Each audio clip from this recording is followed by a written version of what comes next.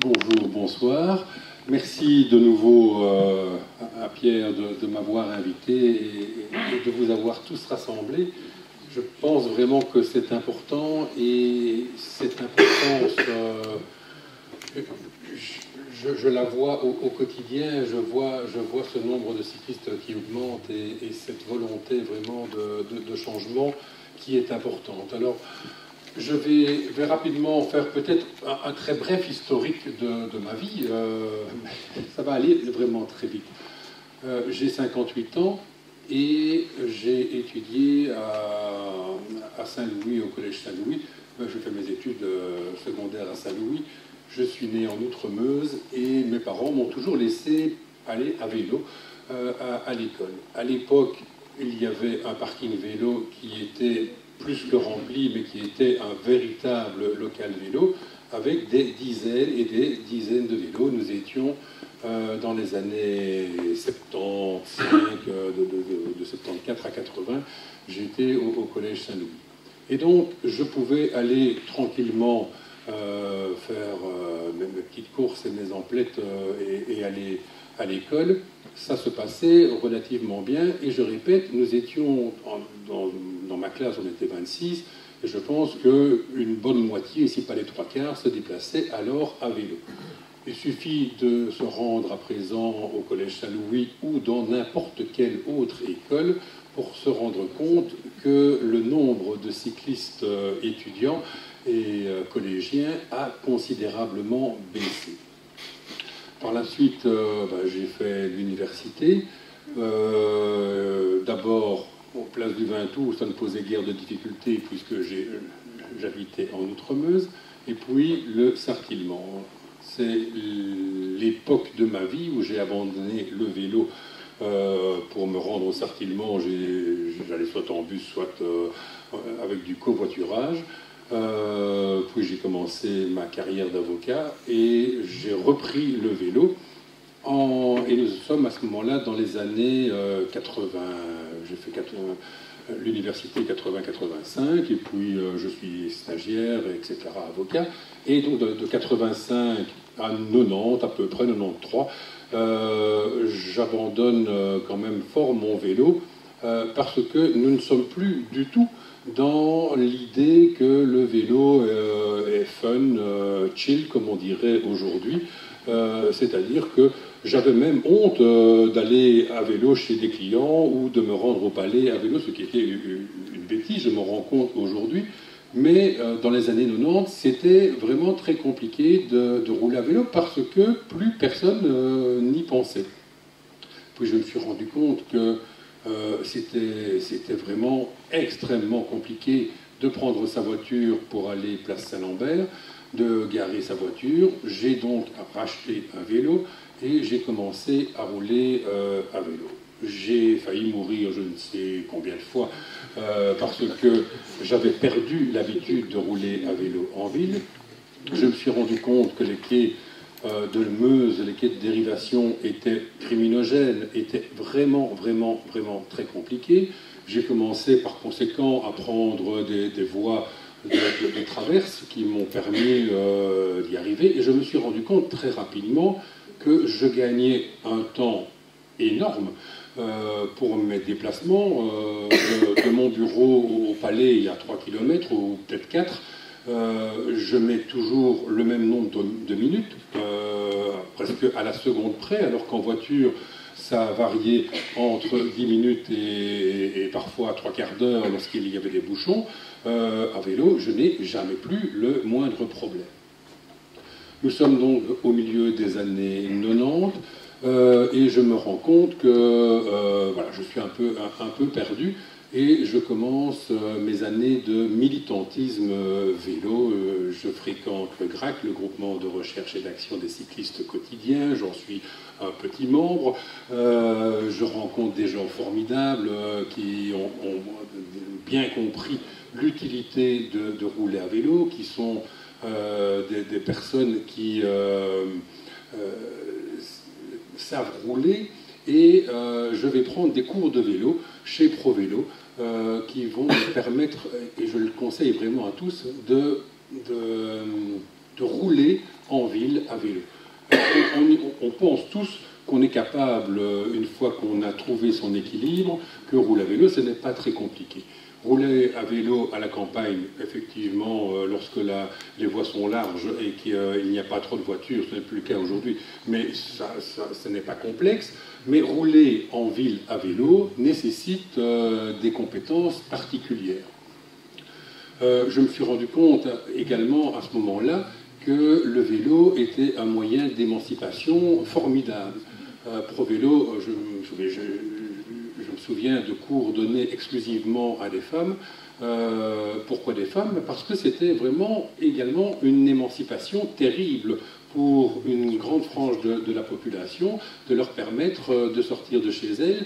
Voilà, et comme hier c'était la journée contre la violence faite aux femmes, je voulais faire cette petite incise pour vous dire que le vélo, ça peut être un facteur d'intégration.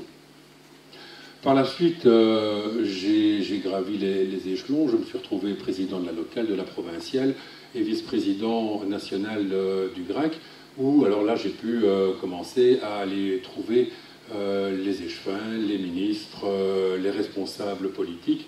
J'ai fait un grand nombre de kilomètres, pas nécessairement à vélo, mais pour rencontrer, que ce soit Milquet, Dardenne, Antoine, etc., pour essayer de les inciter à soutenir le vélo, à les développer. J'ai eu l'occasion de discuter avec le ministre Dardenne à l'époque, et on arrive déjà à l'époque du Ravel, Ravel rive droite de la Meuse. Je me souviens de l'inauguration de ce Ravel avec le ministre très content de sa réalisation, et je lui explique que son Ravel, il est bien beau, mais c'est juste une autoroute, enfin c'est comme si on avait fait une autoroute de Liège à Coxyde sans prévoir de sortie. À l'époque, le Ravel entre le quartier de Saint-Vincent, enfin des Vèdes plus exactement, jusque tout ce Ravel rive droite, il n'y avait pas de sortie. Vous aviez des marches, des escaliers, et rien n'était prévu pour y accéder facilement à vélo, sauf à quelques endroits, mais qui étaient extrêmement distants, et sans caractère pratique. Je lui ai également dit que la largeur me paraissait fort étroite et qu'il y avait un problème manifeste avec les piétons. Le GRAC, à ce moment-là, fait une action qui n'a pas été très appréciée des politiques, puisqu'on a mis pas mal de béton le long des trottoirs pour pouvoir accéder simplement au Ravel et mettre quelques logos vélo sur ce Ravel. Mais cette opération coup de poing a eu quand même un certain succès, puisque le ministre Dardenne m'a rappelé et m'a dit effectivement, vous avez raison, si on fait des ravels, il faut pouvoir encore aller dessus. C'était assez évident, mais pour vous dire d'où on vient et la manière dont tout ça s'est déroulé. Je remercie d'ailleurs à cette occasion Etias qui est présent dans la salle, parce que j'ai déclaré que nous avions perdu un peu de béton en roulant à vélo, et Etias nous a permis d'indemniser la région wallonne pour supprimer quelques traces de béton que nous avions laissées. Enfin voilà, il y a prescription maintenant, je peux le dire, mais c'était assez étonnant. J'ai été également trouver le gouverneur de l'époque, le papa de monsieur l'échevin ici présent à moins d'un mètre de moi, en lui expliquant que c'était très bien d'accueillir le Tour de France, c'était très bien de soutenir Liège-Bastogne-Liège, mais qu'il pourrait être important que la province soutienne également le vélo quotidien. Je me souviendrai toujours de ces paroles, et il m'a dit, oui, Jean-Paul, certainement tu as raison, mais ce n'est pas dans la culture. Ce n'est pas dans la culture liégeoise de rouler à vélo. Et de nouveau, nous sommes dans les années 2000, début des années 2000, et cette réponse m'a très fort interpellé. ce n'est évidemment pas culturel.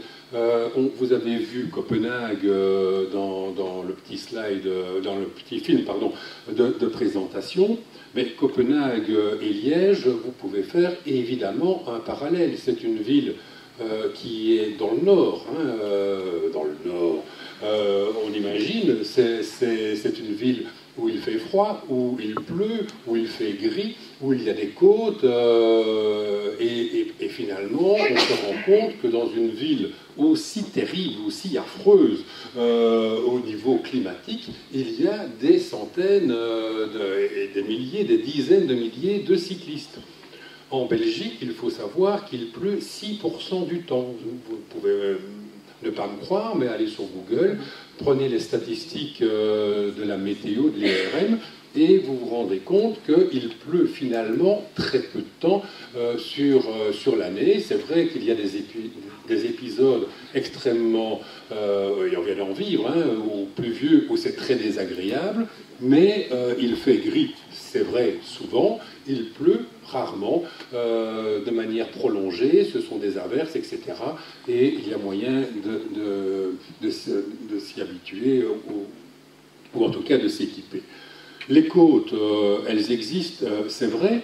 Ces côtes à Liège, c'est la vallée, mais il ne faut pas oublier que le fond de vallée est parfaitement plat, puisque la Meuse y coule et qu'il n'y a aucune difficulté. Et comme Madame Di Carlo vient de vous le dire, un vélo sur deux en Belgique, 500 000 vélos chaque année. Hein, l'acquisition par les Belges de vélos, c'est 500 000 vélos chaque année, autant que les voitures neuves, hein, il faut le savoir. Eh bien, depuis 2 ans maintenant, si pas 3, le vélo à assistance électrique a dépassé le nombre de vélos normaux. Et je peux vous dire que les côtes ont disparu à Liège. Il n'y a plus de côtes pour les cyclistes. C'est fini. C'est d'une simplicité déconcertante de monter à Cointe ou de monter au Sartillement. Ça ne présente plus de difficultés. Et maintenant, donc, il y a la circulation réellement à Liège. Alors, on m'a demandé de vous parler de mon quotidien. Pierre l'a dit, je suis avocat, donc je pars de mon bureau qui est Marselis et je vais tout simplement au palais la plupart du temps, mais pas qu'au palais, il y a aussi des justices de paix, j'en parlerai peut-être après. Je prends le Ravel rive droite, première difficulté. Alors non, d'abord c'est un avantage évidemment d'avoir un Ravel, mais première difficulté, vous êtes dans un quartier dense avec énormément de piétons, et c'est très bien d'avoir des piétons, mais ça veut dire des personnes à mobilité réduite, des personnes handicapées, des personnes qui marchent avec des enfants, des poussettes, des personnes qui promènent leurs chiens, et tout ça sur 2 mètres, ce qui représente une difficulté, ce qui représente un énervement pour moi lorsque je suis cycliste, ce qui représente aussi un énervement pour moi quand je suis piéton. Et donc je comprends parfaitement les piétons qui ne supportent plus d'être dépassés par des cyclistes ou être frôlés par des cyclistes, parce que clairement l'endroit est merveilleux, le long de la Meuse, très honnêtement c'est un vrai bonheur d'y circuler, mais ça pose des difficultés. J'arrive alors sur la passerelle qui est avec une rampe en bois. Je ne vous dis pas les difficultés, moi je roule 365 jours par an à vélo, et donc lorsque l'hiver arrive, pas qu'il pleut, mais que la passerelle est humide, ce bois est très glissant et peut poser des difficultés. Il y a deux angles droits de perception à faire. Et j'arrive alors sur le tablier de la passerelle. Ça fait des années et des années et des années que je demande que cette passerelle présente en son centre simplement une bande cyclable de couleur verte, rouge, bleue, peu importe la couleur, mais simplement, vraiment simplement, pour que les piétons sachent qu'ils sont à gauche ou à droite, que les cyclistes soient au milieu, mais en tout cas que chacun connaisse sa place, tout simplement. C'est, on va revenir sur les difficultés réelles d'exécution. J'arrive alors dans un autre univers qui est la rue de la Régence, où là, il n'y a pas réellement de trottoir, hein, ce sont des potelets à gauche et à droite. Il y a pas mal de circulation, mais globalement, il suffit de s'y couler. On est frôlé par les bus, par les voitures. Ce n'est pas agréable, ça paraît peu sécurisant, mais finalement, les voitures roulant, soit il n'y en a pas parce qu'il est 10 heures du matin, soit il y en a beaucoup, elles sont à l'arrêt, où elles roulent à 5 km/h. Donc la difficulté ou la sécurité n'est pas mise en cause. On peut passer entre les potelets et remonter la circulation, pour arriver alors sur la place du marché, je dis bien, où là c'est un peu le souk, il y a des voitures dans tous les sens, qui remontent, qui redescendent. J'emprunte l'espace des bus, j'arrive rue Joffre, où il y a un petit passage qui est marqué, que l'on peut emprunter et qui est spécifique au vélo, mais sur 50 mètres, jusque-là, je n'ai pas eu un équipement 100% vélo. J'arrive alors sur la place Saint-Lambert, où il y a 4 bandes de circulation et rien qui est dessiné pour le vélo, pour enfin me parquer soit à l'annexe nord, soit à l'annexe sud du palais, soit au palais des Princes-Évêques. Là, quelques anneaux s'y trouvent. Je demande depuis des années qu'on augmente un peu le nombre d'anneaux parce que, heureusement, le nombre de cyclistes augmente. Ça va arriver, je l'imagine. Voilà, ça c'est le trajet régulier que je fais. Je peux aller en justice de paix, que ce soit du côté de Saint-Nicolas, à Grivigny ou ailleurs. Et je rencontre toujours les mêmes difficultés. J'ai des bancs de vélo sur 50 mètres, 100 mètres, 150 mètres parfois, et puis plus rien. Et puis un ravel, et puis plus rien. Et puis une passerelle, ou une mixité piéton-cycliste qui n'est pas correcte. Bref, une situation qui n'est pas réellement dangereuse. Il n'y a pas énormément, il y en a toujours trop. Il y a eu un mort il y a 2-3 mois cycliste, mais on ne peut pas dire qu'il y ait énormément de tués à vélo à Liège, et c'est heureux, mais c'est déjà beaucoup trop, mais il y a cette incohérence qui existe depuis tellement d'années que ça en devient un peu compliqué, ça devient compliqué pour se mettre à vélo. Et donc j'ai décidé de me lancer finalement en politique. Je me suis dit, il faut faire bouger les choses. Je me retrouve donc au conseil communal. J'ai des amis échevins, donc des personnes que je connais bien, que j'ai pu convaincre de l'utilité du vélo, mais je me rends compte à ce moment-là de la difficulté qu'ils ont. Voilà, nous sommes en Belgique. Nous sommes en Belgique avec une lasagne institutionnelle absolument infernale. Et donc, la moindre décision, la moindre volonté de faire les choses implique un travail, mais qui est absolument colossal. La ville, bien sûr, a un certain nombre de voies dont elle est responsable. Mais il n'y a pas que la ville. Vous avez la région wallonne qui a un grand nombre de voies. Et pour ne prendre que cet exemple, la région, elle est à Namur, elle n'est pas proche d'ici, elle fait ce qu'elle peut, mais pas toujours de manière très très rapide. Nous avons un aménagement place du 20 août qui a défrayé la chronique juste avant les élections. Vous voyez très certainement ce dont je veux parler, de la passerelle Saucy jusqu'au Chirou. Cette sorte d'autoroute à vélo, la première à Liège, je pense, n'a pas été très appréciée des commerçants, c'est le moins qu'on puisse dire. Elle a pourtant son utilité et ne présente plus le moindre danger ou la moindre contestation aujourd'hui. Les commerçants ont bien compris que finalement il n'y avait pas plus de bouchons à cause de cela que du contraire. Mais vous arrivez à la fin de cette autoroute, lorsque vous êtes au pied de la tour, c'est la tour Simenon, c'est là la grande tour d'Échirou. La tour Kennedy, pardon. Au pied de la tour Kennedy, et la région a prévu, il y a 5 ans, de poursuivre cette autoroute à vélo pour simplement traverser le pont Kennedy. Hein, il suffit de mettre 4 bandes blanches transversalement, un petit îlot central pour signaler qu'il y a une traversée cycliste, et à ce moment-là, on peut rejoindre la rive gauche de la Meuse comme la rive droite de la Meuse et les Ravels. Eh bien, la région, moi j'ai écrit à Roger Léonard pour lui dire, mais est-ce que vous ne pouvez pas intervenir auprès de la région? Et finalement, ce n'est pas tellement la région qui s'y oppose, mais c'est la police de Liège qui dit, oui, mais pendant les travaux du tram, le pont Kennedy est un élément central, et nous avons demandé de postposer cet aménagement le temps que les travaux se fassent. C'est pour vous donner un exemple.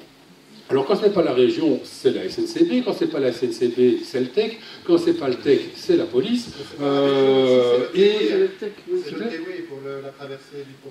Ah peut-être. C'est le TEC. Ah c'est le TEC, oui, voilà. Excusez-moi. C'est son travail. Oui, excusez-moi. Et donc, lorsque vous n'avez pas un frein quelque part, vous en avez un autre. Je dirais encore peut-être un mot de la police de Liège. Alors la police de Liège fait un travail formidable et loin de moi l'idée de vouloir les enfoncer ou de les dénigrer. C'est vraiment pas ce que je veux dire. Simplement, lorsque, on l'a rappelé tout à l'heure, les SUL sont arrivés à Liège, c'est-à-dire les sens uniques limités, la simple possibilité de remonter à un sens interdit dans l'autre sens, dans le sens interdit à vélo. Cela a créé d'énormes difficultés. Et encore aujourd'hui, j'ai beaucoup de mal, lorsque j'arrive dans un auditoire, à convaincre les automobilistes de l'utilité de ces SUL, de ces sens uniques limités. Or, c'est réellement une avancée majeure pour nous qui nous déplaçons à vélo. Le simple fait de voir les voitures arriver en face et pas de les sentir derrière nous, de pouvoir prendre des raccourcis grâce à ces sens uniques limités, je peux vous assurer, et je pourrais en très peu de temps vous convaincre de leur utilité si ce n'est pas encore fait, mais lorsque ça arrive, la police est totalement contre. Ils estiment que c'est simplement du suicide total. Et avec le GRAC, on a été offrir à monsieur le bourgmestre un gâteau en fond de sens interdit pour qu'il fasse pression sur la police, pour qu'il autorise enfin les SUL. Et finalement, après une nouvelle action, les SUL ont été progressivement étendus. Ça a pris un temps terrible. On vous a parlé des signaux B2, B3, c'est-à-dire de traverser les feux à la phase rouge. Oh, quelle horreur! Oh, quelle horreur! Et il suffit, enfin, vous allez sur Facebook, vous mettez les panneaux de signalisation B2, B3, les cyclistes sont autorisés à traverser à la phase rouge.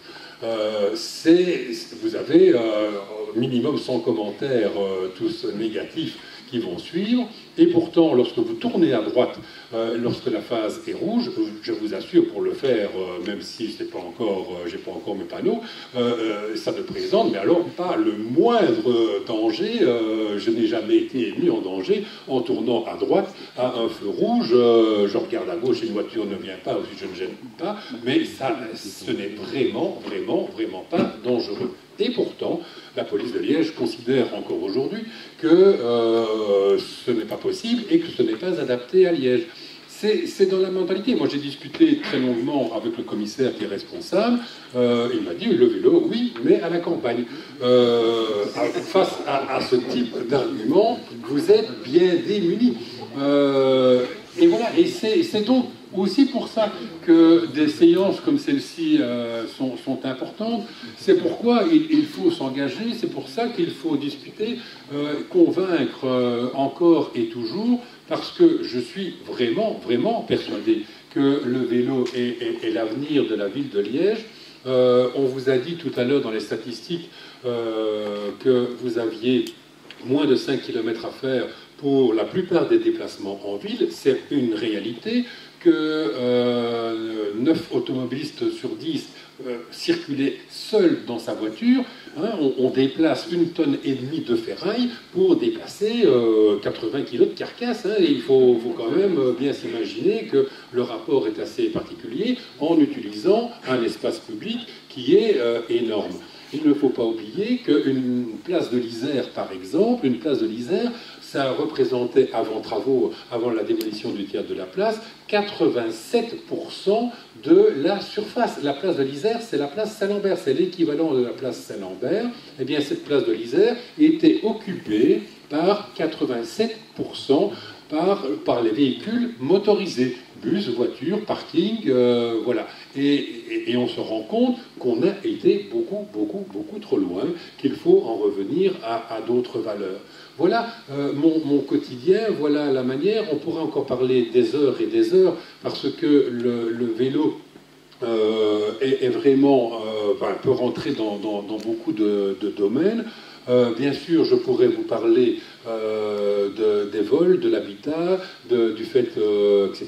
Mais je ne vais pas prolonger encore, je ne sais pas combien de temps j'ai parlé, mais... Facilement. Hein, voilà, c'est vraiment un sujet qui me passionne, parce que je ne parviens pas à comprendre pourquoi il n'y a pas plus de gens qui se lancent. Je crois qu'il y a énormément de personnes qui veulent le faire, mais qui ont peur à raison un petit peu, mais comme toujours, il faut se lancer, et une fois qu'on se lance, moi j'ai convaincu une de mes associées d'acheter un vélo tout à fait dernièrement. Elle me dit, mais non d'une pipe, pourquoi est-ce que je ne l'ai pas fait plus tôt? Elle a 2 enfants en bas âge, elle a mis une petite charrette à l'arrière, et c'est parti. Elle ne voudrait plus jamais revenir en arrière, c'est pas possible, mais j'ai mis 3 ou 4 ans pour la convaincre, voilà.